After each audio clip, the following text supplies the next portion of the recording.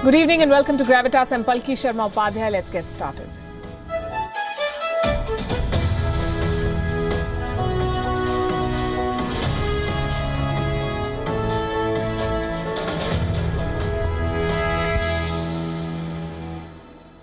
You know Vladimir Putin. You think he's a killer? I do.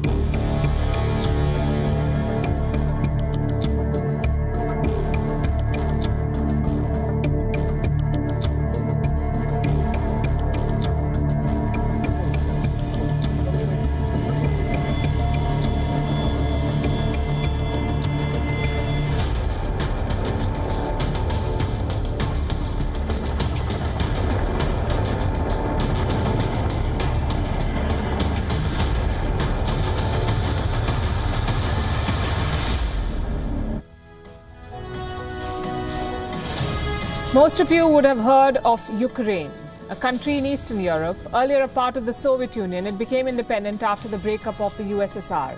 But Russia continued to influence its politics and policies. In 2014, Russia annexed a part of Ukraine called Crimea. International backlash followed. And now in 2021, Russia has again deployed troops on the border with Ukraine, more than 80,000 of them. The situation could flare up. Ukraine has turned to America and its allies for help. It wants to become a member of the NATO. America has dispatched its top ministers to Europe. It has increased its troop deployment in Europe. Joe Biden has also proposed a one-on-one meeting with Vladimir Putin. The ball is now in Russia's. A new chapter of cooperation between Washington and Moscow. On Gravitas tonight, we'll discuss what's cooking and where does this leave China, which has emerged as America's biggest adversary now.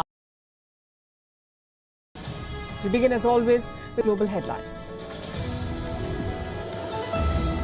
India has reported COVID-19 cases. With more than 184,000 new COVID-19 cases in 24 hours, 1,027 people succumbed to the disease in a single day. The country's total infection tally has now crossed 13.87 million. 79,688 children have been infected in India in the 5 worst-hit states between 1st March and 10th April. The fresh surge in coronavirus cases has witnessed more pediatric cases in those over the age of 10 and those between 1 to 8 years. Meanwhile, for the first time since the pandemic started, 52% of the ICU beds in Brazil were filled by patients aged 40 or younger.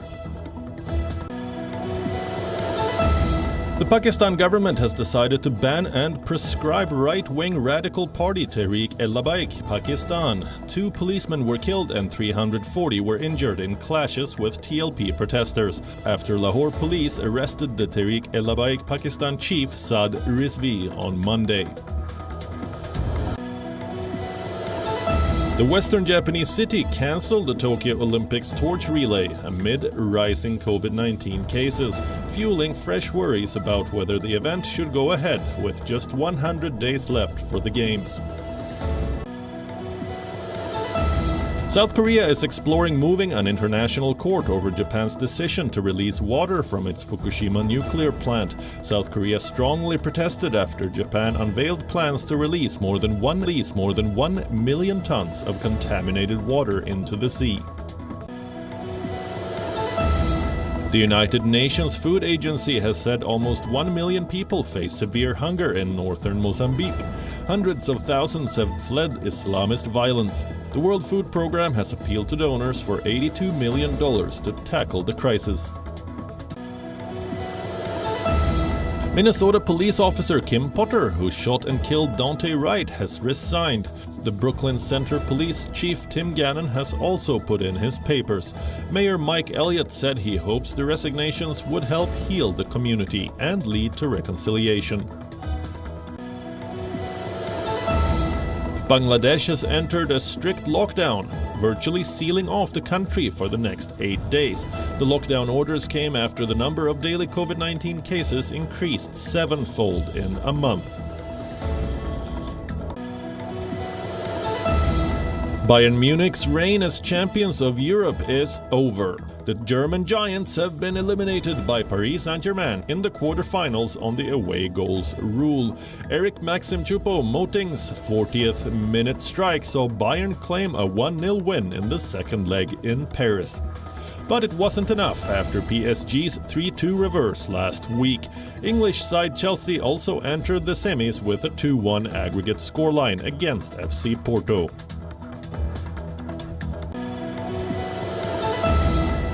Former Zimbabwe cricket captain and all-time leading wicket-taker Heath Streak has been banned for 8 years for multiple corruption offences. The International Cricket Council found that Streak had passed on inside information to an unnamed bookie and facilitated meetings between players and potential fixtures while he was coaching the Zimbabwean national team and in T20 leagues across Asia, including the IPL.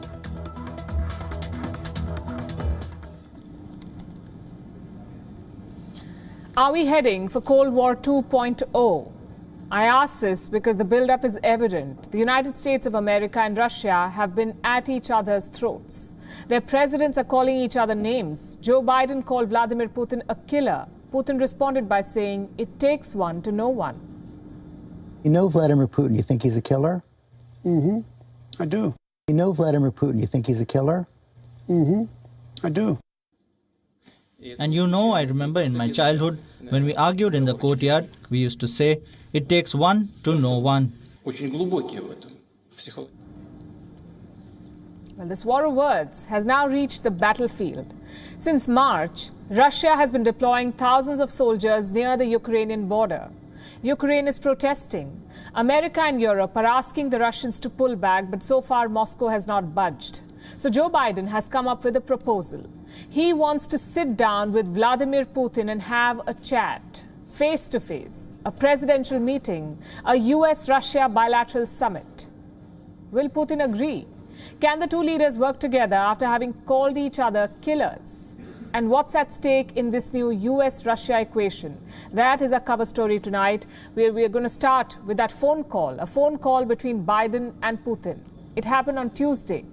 It was over the Russian troop build-up near Ukraine, and it was during this call that Biden told Putin they should meet in a third country and talk in person.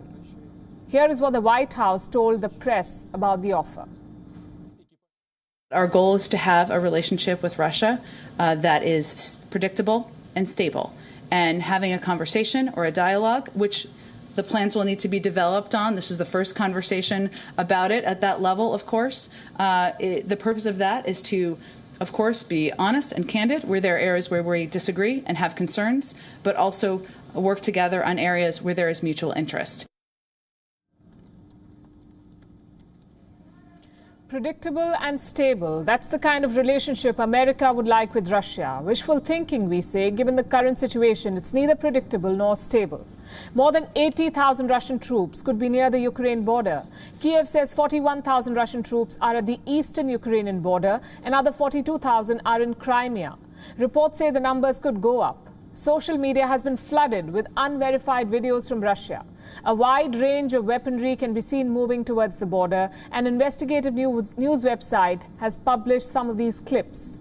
One of them shows a train loaded with several howitzers. This train is believed to be headed to Crimea.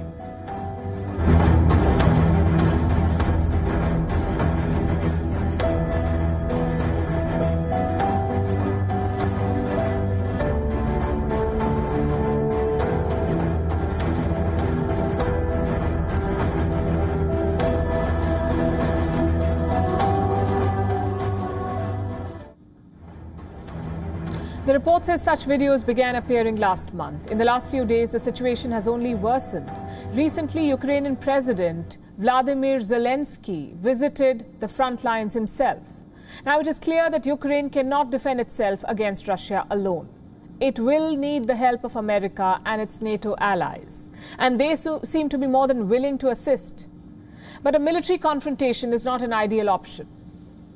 So Washington has proposed talks. It says the meeting could happen in the coming months and the leaders could discuss a full range of issues, from Ukraine to arms control to Iran's nuclear program, Afghanistan, and even climate change. But it all hinges on one question: will the Russian president agree to attend? The Kremlin says it is studying the proposal. It is too early to talk about this meeting in terms of specifics. This is a new proposal and it will be studied and analyzed. The leaders agreed that the topic of such a meeting will be discussed further through diplomatic channels. So Russia is keeping everyone guessing, but it's quite clear about one thing. It doesn't want American or NATO troops near Ukraine. Earlier, the United States dispatched 2 warships to the Black Sea. Moscow responded with a warning. The Russian deputy foreign minister said US warships should stay away from Crimea for quote-unquote their own good.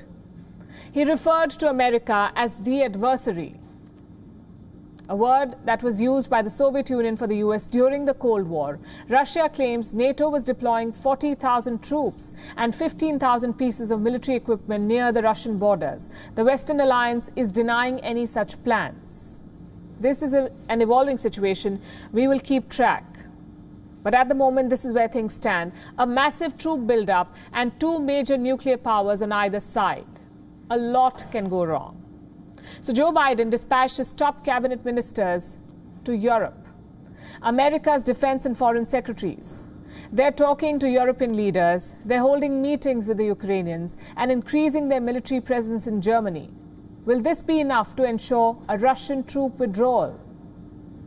Well, your guess is as good as ours, but we can tell you what's at stake if the situation worsens.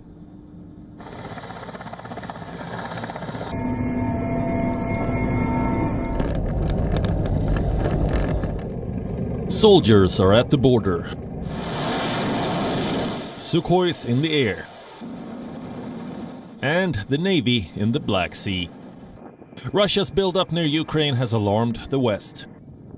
America says all this can't just be a training exercise. Europe is equally worried. They fear a serious escalation at the Ukrainian border. The Ukrainian foreign minister is meeting NATO officials. Biden's top diplomats have landed in Europe. Lloyd Austin and Antony Blinken are holding talks. In together, adapt together, and out together. In Brussels, the U.S. Secretary of State met with his Ukrainian counterpart. He reaffirmed America's support to Ukraine. Stands firmly behind the sovereignty and territorial integrity of Ukraine. And I'm here to reaffirm that with the foreign minister today. And that's particularly important at a time when we're seeing, unfortunately, Russia take very provocative actions when it comes to Ukraine. We're now seeing the largest concentration of Russian forces on Ukraine's borders since 2014. The U.S. Secretary of Defense was in Berlin. He met his German counterpart. Austin announced that America will increase its military presence in Germany by 500 soldiers. The U.S. has also called off the withdrawal of 12,000 soldiers from Germany. It's a reversal of former President Donald Trump's plans. In keeping with my pledge to consult with allies and partners, today I briefed the minister on our intention to permanently station approximately 500 additional U.S. personnel in the Wiesbaden area as early as this fall. Now, these forces will strengthen deterrence and defense in Europe, and they will augment our existing abilities to prevent conflict and, if necessary, to fight and win. Russia is watching the shift. It could have implications for a major energy project, the Nord Stream 2. It's a gas pipeline from Russia to Germany. The Biden administration isn't happy about it. Republicans in the US are demanding sanctions against German companies. What will President Biden do? Look the other way for the moment. Russia is raising the specter of war against Ukraine. Now is not the time to sanction Germany. The United States and NATO are speaking in one voice. America sees Russia's moves as an opportunity to repair ties with Europe. It's an alliance that was battered under Trump. In his 4 years as president, Trump pulled out of the Iran nuclear deal, slapped tariffs on goods from the European Union, and repeatedly questioned NATO members over their contributions to the alliance. At the same time, Moscow cultivated bilateral ties with key European powers. The Ukrainian misadventure may change the European chessboard. Euro Report, World is One. Politics is all about possibilities, they say. Nothing is written in stone, neither friendships nor rivalries. More than 70 years back, the United States dropped 2 nuclear bombs on Japan. It was carnage. At least 200,000 Japanese were wiped out. Despite that, the US and Japan are not sworn enemies. Instead, they have cultivated excellent ties. Today, Tokyo is America's most trusted Asian ally. What's the point we're trying to make?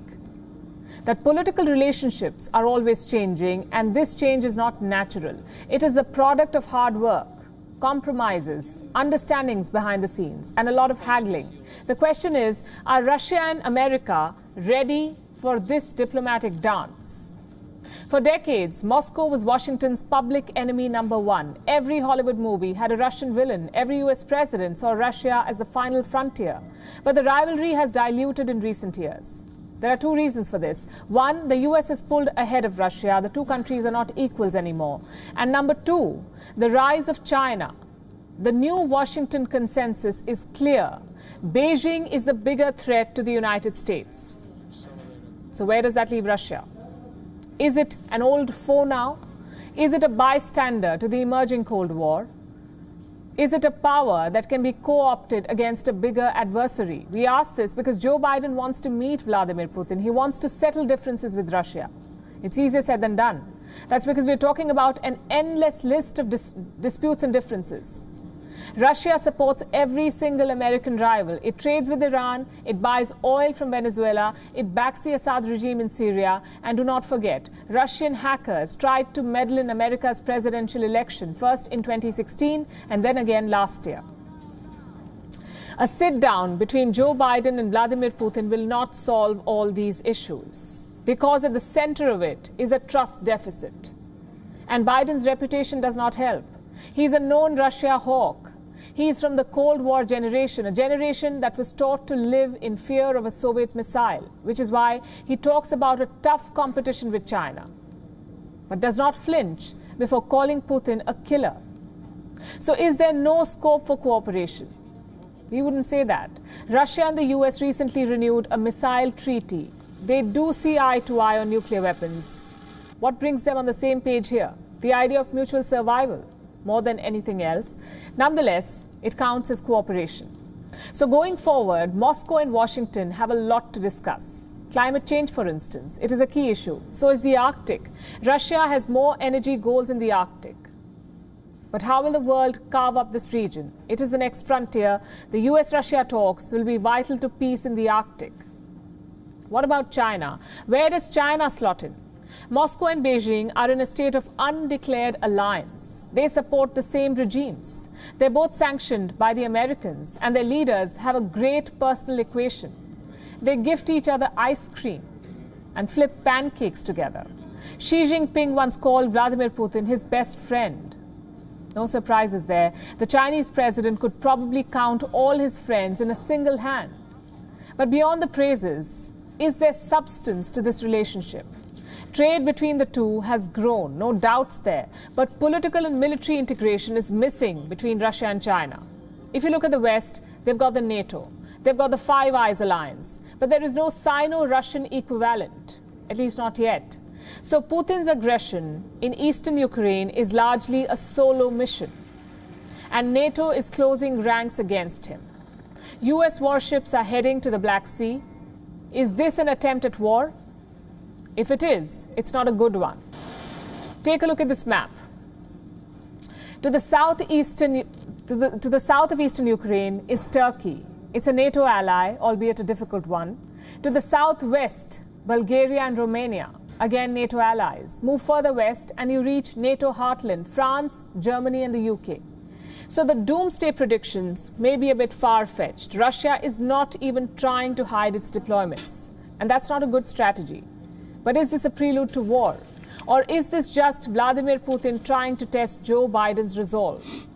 How far is Biden willing to go to protect Ukraine? Will he bring Ukraine into the NATO? As Vice President, Joe Biden witnessed the annexation of Crimea. Today, the Russian buildup is almost at the same level. Moscow may not pull the trigger this time, but Biden is not taking that chance.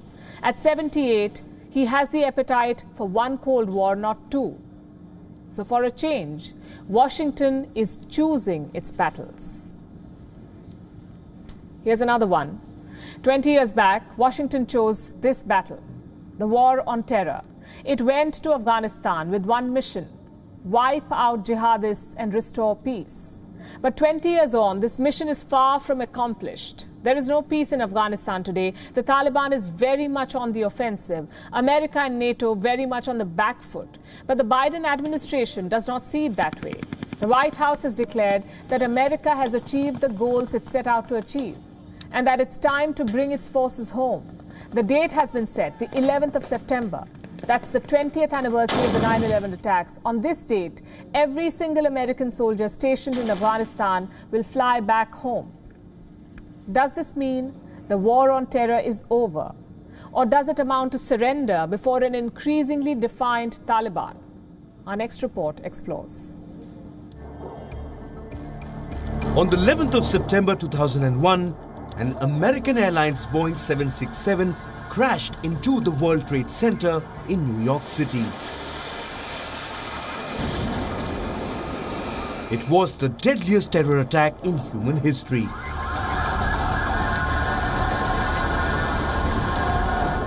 Within 102 minutes, 19 men armed with small knives inflicted more damage on America than the Soviet Union had done during the Cold War. What followed was an endless war on terror. Their network is extensive. The US and its allies went to Afghanistan to wipe out jihadists. 20 years on, it's hard to say if America's mission has been fulfilled.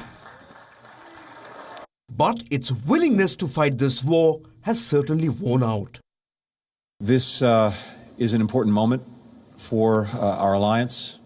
Almost 20 years ago, after the United States was attacked on 9/11, together we went into Afghanistan, and now it is time to bring our forces home. On the 11th of September 2021, the 20th anniversary of the 9/11 attacks, America will withdraw all of its remaining 2,500 troops from Afghanistan. The United Kingdom has drawn up similar plans for its 750 soldiers. So has NATO for its 10,000 personnel.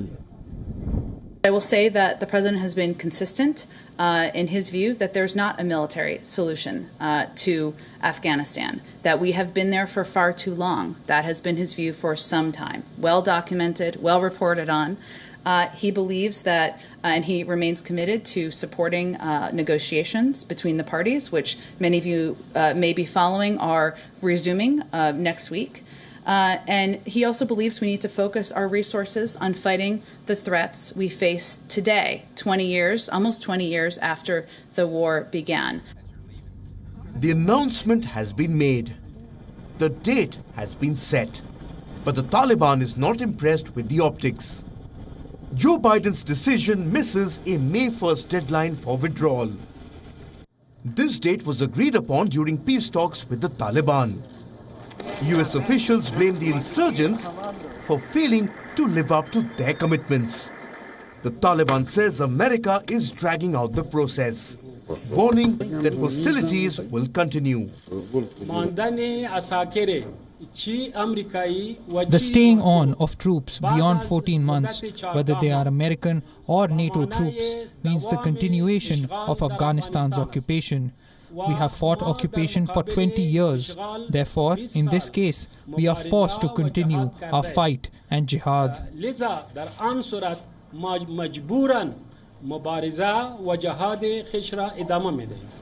Washington's decision is final. The Taliban's defense is rigid. It plans to skip a summit on Afghanistan's future due to be held in Turkey later this month. The summit is meant to jumpstart efforts to end the war and sketch out a possible political settlement. The Taliban says there will be no settlement until all foreign forces leave. But the implications of a hasty troop withdrawal could be grievous. To start with, for Kabul, an early retreat means fighting the fundamentalists alone. The Afghan security forces have relied heavily on US air power. They will be left defenseless unless a power-sharing agreement is worked out. Second, a retreat now means handing over Afghanistan to Pakistan on a platter. Islamabad already operates safe havens and sanctuaries across the Durand Line. It could further undo the relative stability achieved in the last 20 years. Yes. And lastly, for India, which has had excellent ties with every elected government in Kabul, instability in Afghanistan and Pakistan calling the shots will naturally be a cause of concern. These two factors could strengthen Islamabad's game plan for Kashmir.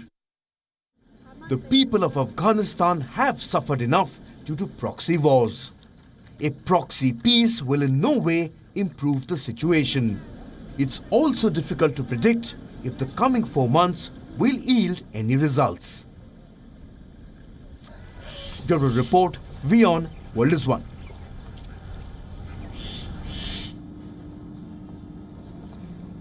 Now let's talk about the pandemic. India's numbers are going from bad to worse. Daily new cases have crossed the 180,000 mark. There's talk of new vaccines being introduced, and there's a lot of confusion. How many will be approved for use? How many doses are we manufacturing? What is next in India's vaccination drive? In the next couple of minutes, we'll try to answer some of these doubts. In India, 4 vaccines could see rapid approval. Johnson & Johnson, Zydus Cadila, Serum Institute's Novavax, and a nasal vaccine developed by Bharat Biotech. Some foreign vaccines are also lined up, the likes of Pfizer and Moderna. But when will they reach India? We still don't know that. Most of these companies, remember, have signed commercial contracts elsewhere. They have prior commitments. They must supply jabs to the United States and European Union first. So we are still months away from a rollout in India. Here's the other question. Is India ready to roll out Pfizer and Moderna? They're both mRNA vaccines, which means they're stored in sub-zero temperatures, -90 to -60 degrees for Pfizer. But most facilities in India have a capacity between 2 to 8 degrees Celsius.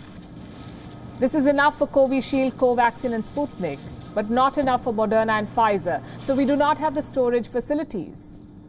So more vaccine approvals does not mean more doses. Take Sputnik, for example. First, we were told India has the capacity to produce 850 million doses. Now, that number has been revised. Russian officials are looking at just 50 million doses by the end of summer. The numbers are again not adding up. And this is not a problem just in India. Globally, the vaccine arithmetic is all over the place. Here's a quick look at some of the important figures. 14 vaccines, 1-4, have been approved around the world. Their projected output is 21 billion doses. Out of this, 11.2 billion have already been purchased, mostly by the global north. Just 3.56 billion doses are available for the COVAX initiative. That's the Global Vaccine Alliance, COVAX. Now, the cost of these vaccines is also all over the place. It ranges from $2 to $44. The data reveals stark vaccine inequity. More than half the doses have been bought by around 20% of the population. Doctors say you need just 2 shots for one individual. But some countries have bought enough doses for 3 to 4 shots for each citizen. Why have they done this? No reason. They have the money, so they did it. As a result, vaccine makers are now swamped with orders. Their backlogs could run into months, possibly years. And this is what the global vaccine ledger looks like right now. AstraZeneca is top dog. More than 3 billion doses have been ordered so far, 3 billion. Second on the list is Novavax, with just over 1.4 billion orders. Then come Pfizer, Moderna, Sputnik and Johnson & Johnson. But Johnson & Johnson has hit a roadblock. Its vaccine is causing serious blood clots, so the US and European Union have paused the rollout, which means more pressure on the remaining jabs. So we could be looking at a summer of shortages. Even here in India, the pharmacy of the world, neither the Serum Institute nor Bharat Biotech is producing at full capacity. Why? Because they do not think it profitable enough. The government was first buying Covishield at $2.8. Now that price tag has been driven down to $2, so the producers do not want to invest. They feel that they've been dealt a bad hand. Pharma companies want the government to infuse more funds. But there's no clarity on whether the request will be granted. So is it all bad news on the vaccine front? Not really.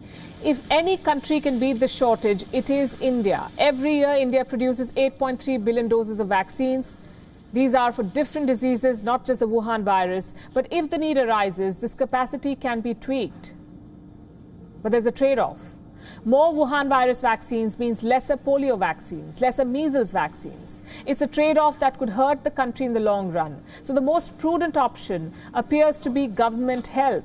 Public funds must be pumped into vaccine production. And here time is of the essence. Take a look at the global vaccine rollout. India has given more than 100 million shots to its people. The US, 192 million so far. But remember, India started almost a month late. So in absolute numbers, this is very impressive. But in a population of 1.3 billion, it's like a drop in the ocean. So here are the big takeaways. The world simply doesn't have enough vaccines, enough doses. The ones available have been scooped up by the rich states. Vaccine makers are booking profits, but they're dealing with huge backlogs. And hysteria over side effects is trimming our already small basket of options. So I'll leave you with this piece of advice. Wear a mask, keep social distancing, and remember, the best vaccine is the one you get first. Now here's something else I've said in the past. Children are not startups. You can't raise a child like you're raising a new company. Try telling this to China, where tiny little kids, some of them in their diapers, are subjected to ruthless training to become champions. They're beaten into shape through the toughest drills possible, and there's no room for error. This is the story of China's notoriously demanding state sports system, a system that is robbing children of their childhood and turning them into factory products. This may seem extreme to your eyes. For China, this is hard training. This may seem like torture to you. For China, this is discipline. This may seem too demanding for a child. For China, this means perfection.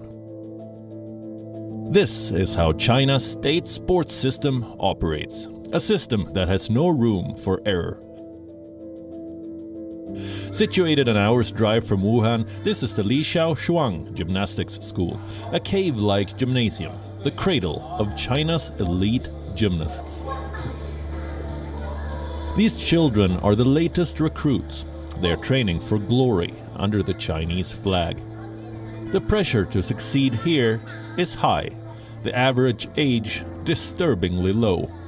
Most of these children are just 6 years old. They can bend like pretzels.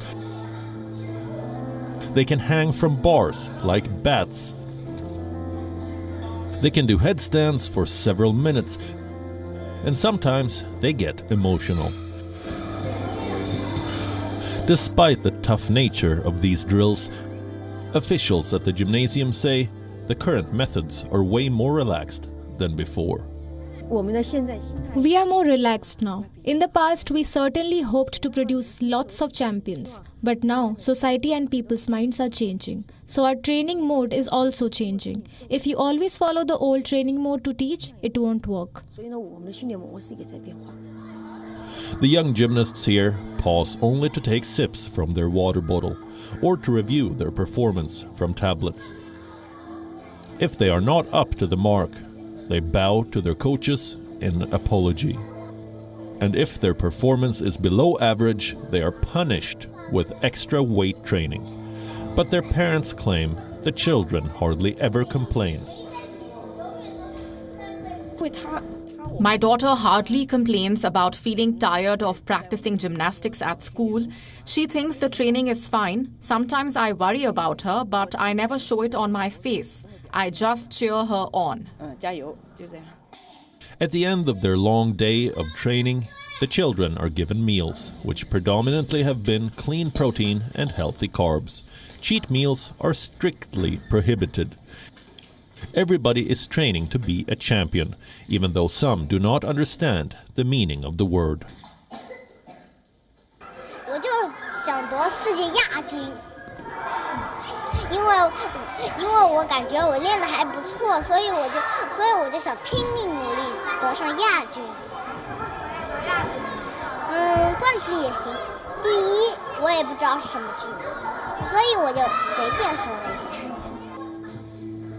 This gymnasium is just one of hundreds of intense sports boarding schools around China, where thousands of children train for years in the hopes of bringing money and honor to their families. The majority don't make the grade, and their dream dies early. For those who remain, the pressure to win is intense. Bureau Report, WION, World is One. Two weeks after it was freed from the Suez Canal, the giant container ship Ever Given is stuck once again. Not in the sand, but in a legal row this time between Egypt and the ship's owners.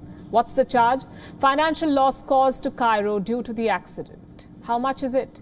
The Egyptian authorities have not officially stated an exact sum, but an Egyptian court has put the figure, listen to this, at $900 million. 900 million, it's a lot of money. But is it a fair amount to ask? According to Suez Canal authorities, Egypt lost between $12 to $15 million in revenues every day. The ship was stuck for a total of 6 days. So if you go by their own calculation, the losses should round up to somewhere between $72 to $90 million. They're asking for 900. How did they arrive at this figure? According to Osama Rabi, the chairman of Suez Canal Authority, the figure was calculated based on, and I'm quoting, the losses incurred by the grounded vessel as well as the flotation and maintenance costs. He made this argument citing a ruling by the Islamia Economic Court in Egypt. So $900 million it is. Next question, who will pay this money? Ever Given is owned by a Japanese company. It is operated by a Taiwanese shipping firm, managed by a German company, registered in Panama, and had Indian crew members sailing it. So who exactly is Egypt going to seek this $900 million compensation from? So far, the blame has been pinned on the ship's owner, Shoikisen Kaisha. That's his name. It's the name of both the company and the man who owns it. Mr. Kaisha and his company, Kaisha Limited, have been asked to foot the bill. Have they agreed to do so? They haven't. The company is at odds with Egypt over the amount. It is negotiating with Suez Canal authorities to bring down the sum. The discussions are underway. The ship remains in custody. The crew remains stuck. The only thing missing right now are the memes. On this show, we've often talked about the future of war. Tonight, we'll show you what this future could look like. In France, soldiers recently trained to fight with robots. It happened at a military school where cadets ran drills with robot dogs and tanks. This robot is on a mission. He is leading a group of cadets inside a building. A mission is underway. The team travels to the rooftop. The robot senses the presence of a grenade and lies down.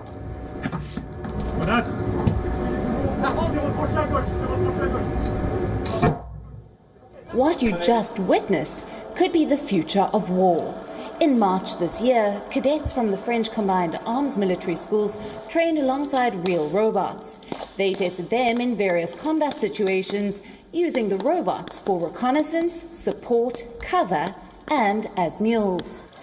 A soldier was seen surveilling the scene with a screen that looks a lot like a gaming device. This tablet could prove to be a powerful tool in the hands of a soldier. These robots came equipped with cameras, allowing troops on the ground to sweep the scene before a potential invasion. This robot, that looks like a dog, is called Spot.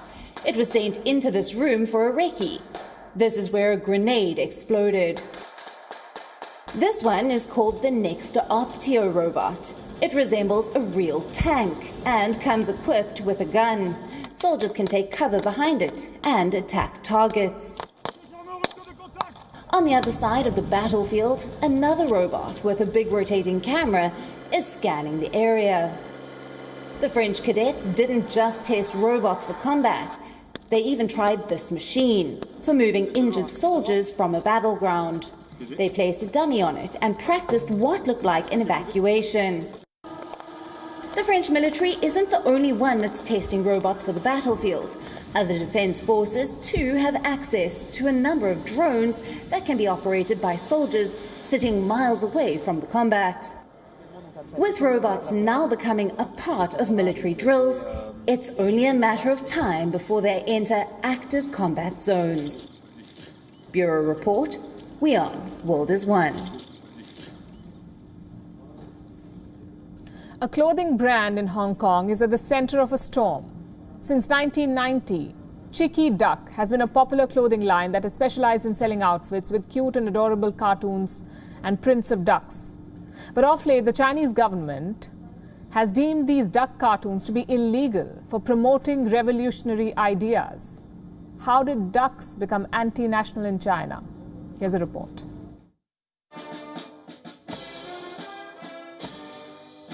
Nothing is beyond the realm of politics in Hong Kong. Not even cute-looking cartoon ducks on your clothes. For the last 3 decades, Chicky Duck has been a popular clothing line selling everything, from t-shirts and tote bags to baby rompers and pillows. But Herbert Chow, the owner of Chicky Duck, has just been told by the Chinese administration that his cute duck cartoons are way too radical and revolutionary. His latest stock of duck cartoon designs have been seized by the Chinese officials for peddling secret anti-establishment and pro-democracy messages. There are 5 ducks on one side swimming, happily swimming.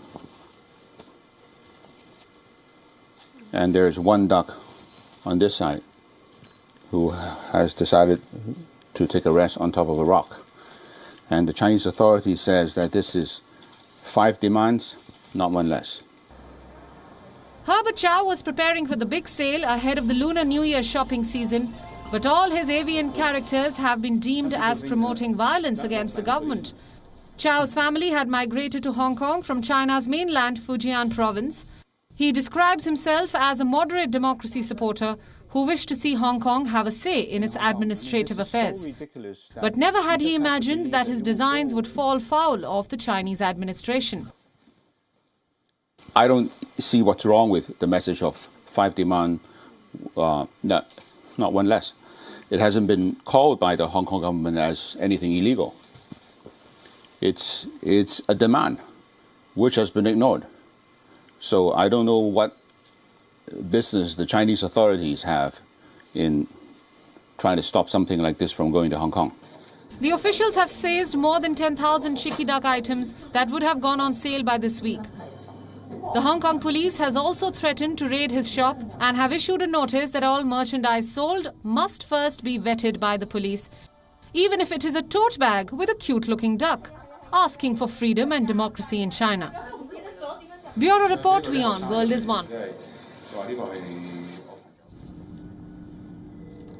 He drafted the Indian Republic's most sacred book. He called on millions to dream of equality and justice. Dr. B.R. Ambedkar pioneered good trouble in India. He was steadfast in his beliefs. His arguments were rooted in logic. His passion for justice inspired a generation of political leaders. Today marks 130 years of Dr. Ambedkar's birth. We celebrate it every year as Equality Day. But beyond the symbolism, what is Ambedkar's legacy? How have his teachings shaped modern India? And what are we yet to learn from this 20th century icon? Bear in mind, this is not easy work. Ambedkar was a prolific writer. His philosophy and teachings are spread through hundreds of works. But there are some trends that persisted through his life, like what triggered the fighter in him. His was a childhood shaped by the injustices of British India, a time when caste system was the norm. The everyday discrimination turned him into a revolutionary. He was disgusted with the way Dalits were treated in India. The rebellious boy soon turned into a gifted student. He earned degrees from the Columbia University and the London School of Economics. He excelled in economics, sociology, history and philosophy. And it is important to talk about Ambedkar's educational prowess because this would come to define him. A man who believed in logic and rationality. Most social reformers used religion to oppose discrimination, including Mahatma Gandhi. Gandhi used the word Harijan to describe Dalits. It meant children of God. But Ambedkar did not bank on religion to fight casteism. For him, the system was flawed, religion or no religion, which is why he converted to Buddhism in 1956. Ambedkar's peers believed they could reform Hinduism from within. He disagreed. But let's be honest, India does not remember B.R. Ambedkar as a man of logic. He has forever been christened the Dalit icon. And make no mistake, he was. And he continues to remain one. Dr. B.R. Ambedkar has done more for India's Dalits than any other leader. But should he be jettisoned into that role alone? Because there's so much more to him. Ambedkar once remarked, "I measure the progress of a community by the degree of progress which women have achieved." So he was a feminist icon as well. Here's something else that he said. A great man is different from an eminent one in that he is ready to be the servant of the society. And this is important for today's India. Ambedkar was a civil servant par excellence. Today, the Indian civil service is mired in inefficiency and corruption. It is not a service anymore, it's a job. Maybe Ambedkar's words can spur a change.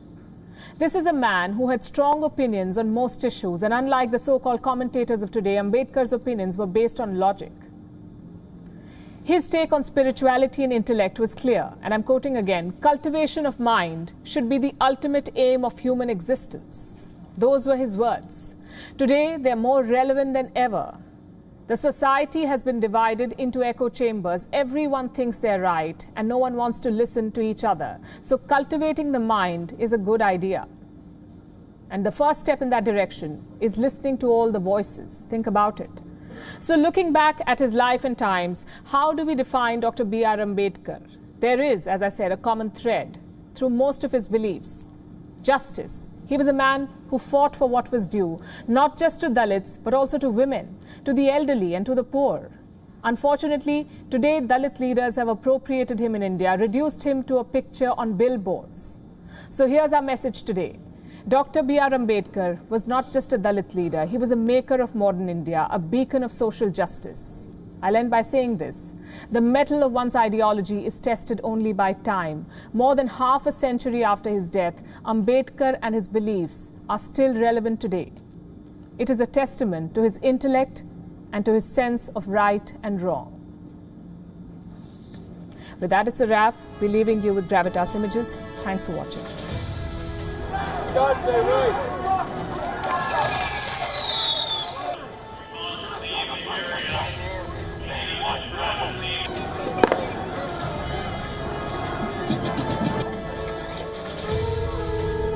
Hey, 高尾山山頂のオリンピックシンボル、都庁の大会マスコット。